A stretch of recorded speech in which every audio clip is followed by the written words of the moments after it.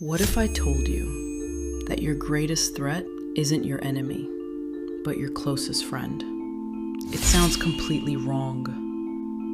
We've been taught to trust our friends and fear our enemies, but history tells a very different story. Again and again, powerful people lost everything, not because an enemy defeated them, but because they trusted the wrong friend. Law 2 of the 48 Laws of Power says, never put too much trust in friends. Learn how to use enemies. At first, this law feels cold, even ruthless. But by the end of this video, you'll understand why this idea has survived for centuries and why it still shapes politics, business, and human relationships today. After all, friends are the people we celebrate with, the people we trust, the people we believe will always stand beside us. So why would Robert Greene warn us against relying on them? The answer lies deep within human nature.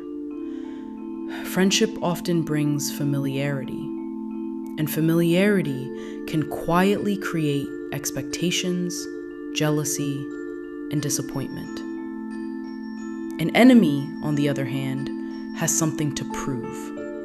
When given a chance, they often work harder, stay more careful, and value the opportunity far more than someone who believes your loyalty is already guaranteed. This law isn't telling you to hate your friends. It's teaching you to understand how trust, loyalty, and ambition really work. To understand why, let's go back to the Byzantine Empire in the year 867. The Byzantine Empire was one of the richest and most powerful civilizations in the world, ruled by Emperor Michael III. Among everyone in his court, there was one man the emperor trusted above all others: Basil. Basil wasn't born into royalty or a powerful family. He rose from humble beginnings through his strength, intelligence, and ambition until he became one of the emperor's closest companions. Michael rewarded him with wealth, titles, and influence. He treated Basil not as a servant, but as a trusted friend. Every promotion brought Basil closer to the throne. Every privilege made him more powerful. But the closer Basil came to power, the more his ambition grew. The loyalty that had earned the emperor's trust slowly gave way to a desire for the crown itself. Then, in 867 AD, everything changed. Basil organized a conspiracy, entered the emperor's chambers during the night, and Emperor Michael III was assassinated.